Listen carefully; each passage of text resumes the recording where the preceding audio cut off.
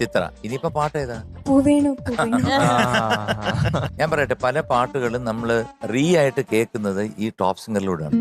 കാരണം നമ്മൾ ഇതൊക്കെ മറന്നുപോകും, ഈ പാട്ടുകൾ കേട്ട് മറന്നുപോകും. പക്ഷെ അതിന്റെ ഒരു ക്വാളിറ്റിയും ശുദ്ധ സംഗീതം എന്നൊക്കെ പറയുന്ന ഒരു കാര്യം വീണ്ടും റീക്രിയേറ്റ് ചെയ്യുന്ന ഈ വേദിയിൽ മാത്രം. തീർച്ചയായിട്ടും അതെ, അതൊരു വലിയ മഹത്തരമായിട്ടുള്ള ഒരു കാര്യമാണ്. അപ്പൊ all the best. Thank you. All the best. തകർക്കൂന്ന് അറിയാം, എന്നാലും ഒരു all the best. Thank U.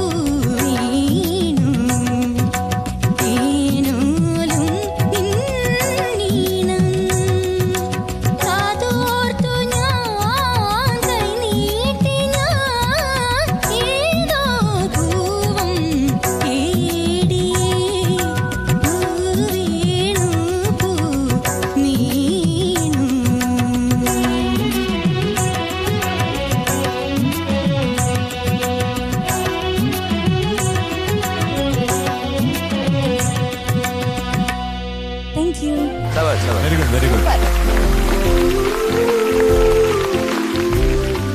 അസ്നയും രോഞ്ചാമും കൂടെ കലക്കി കേട്ടു.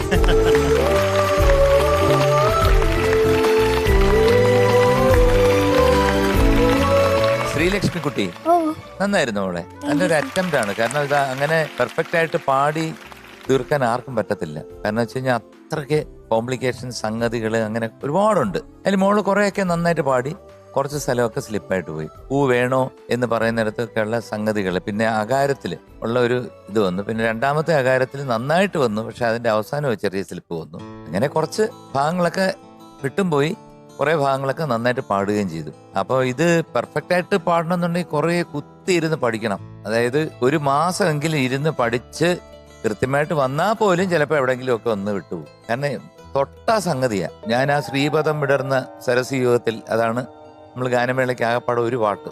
അത് നല്ല വെടിക്കെട്ടായിട്ട് പാടി പഠിച്ചിട്ട് ഇപ്പൊ അങ്ങോട്ട് ഇട്ട് കൊടുക്കാന്ന് പറഞ്ഞ് ചെല്ലും.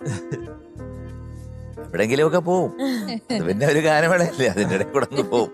പക്ഷെ ഇതൊരു കോമ്പറ്റീഷൻ ആകുമ്പോ അങ്ങനെ അല്ല. അത്രേ ഉള്ള വ്യത്യാസം. ഡോണ്ട് വറി, അടുത്ത പാട്ട് നോക്കും. എന്തായാലും നല്ല എഫർട്ടാണ്. All the best. ശ്രീലക്ഷ്മി കുട്ടി, നല്ല ബ്യൂട്ടിഫുൾ സെലക്ഷൻ. എനിക്ക് വളരെ ഇഷ്ടമുള്ള ഒരു പാട്ടാണ്. പണ്ട് എപ്പോഴും അത് റേഡിയോയിൽ ഉണ്ടാവുമായിരുന്നു, ഞാൻ സ്കൂളിലൊക്കെ പഠിക്കുന്ന സമയത്ത് ഏകദേശം. എന്തായാലും പാട്ട് വളരെ നന്നായിട്ട് പാടി, പല ഭാഗങ്ങളും വളരെ മനോഹരമായിട്ട് ആയിരുന്നു പാടിയത്. പിന്നെ എനിക്ക് തോന്നിയത് ഇങ്ങനെ നോട്ടിന് വേണ്ടി ഇങ്ങനെ തപ്പുന്ന പോലൊരു പ്രതീതി ഉണ്ടായി. ശരിയാകുമോ ശരിയാവില്ലയോ, ശരിയാകുമോ ശരിയാവില്ലയോ, അങ്ങനെയുള്ളൊരു കൺഫ്യൂഷനിൽ പോണ പോലെ തോന്നി. ഹമ്മിങ് പോർഷൻസ് ഒക്കെ കുറച്ചും കൂടി ഒന്ന് പെർഫെക്ഷൻ വേണമെന്ന് എനിക്ക് തോന്നി. എന്നാൽ ചില ഹമ്മിങ് ഒക്കെ വളരെ മനോഹരമായിട്ട് തോന്നുകയും ചെയ്തു. ഇപ്പൊ ഇതൊക്കെയാണ്, ബാക്കി പ്രശ്നങ്ങളൊന്നുമില്ല. നന്നായിട്ട് പാടി, കുറച്ചും കൂടി ശ്രമിച്ചാൽ ഇതിലും നന്നായിട്ട് പാടാൻ പറ്റും. Okay, all the best. Thank U. Sreelakshmi കുട്ടി ഇവിടുത്തെ ഒരു അസാധ്യ സിംഗറാണ്, എല്ലാവർക്കും അറിയാം. പിന്നെ ഈ സെലക്ഷൻ ഫേവറേറ്റ് പാട്ടിൽ മോക്ക് വേണമെങ്കിൽ വളരെ ഈസി ആയിട്ട് ഒരു പാട്ട് എടുത്തിട്ട് ഇത്രയൊന്നും കേൾപ്പിക്കേണ്ട കാര്യമില്ല അല്ലേ ജഡ്ജസിനെ കൊണ്ട്. പക്ഷെ ഉഗ്രൻ സോങ് സെലക്ഷൻ, മോൾ അത്രയും പാടി എനിക്ക് കാണിക്കാൻ പറ്റും എന്ന ഒരാളായോണ്ടാണ് ഈ പാട്ട് എടുത്തോണ്ട് വന്നത്. സ്റ്റാർട്ടിംഗ് ഒക്കെ എന്ത് രസമായിരുന്നു. അവിടെ തന്നെ നമ്മൾ പകുതി മാർക്ക് മോക്കങ്ങ് വീണു. അഭിജിത്ത് സൂപ്പർ. അയ്യോ ഇത് രസം, ശരിക്കും ഒറിജിനൽ കേൾക്കുന്ന പോലെ. ഇതിന്റെ ഓർക്കസ്ട്രേഷൻ പോലും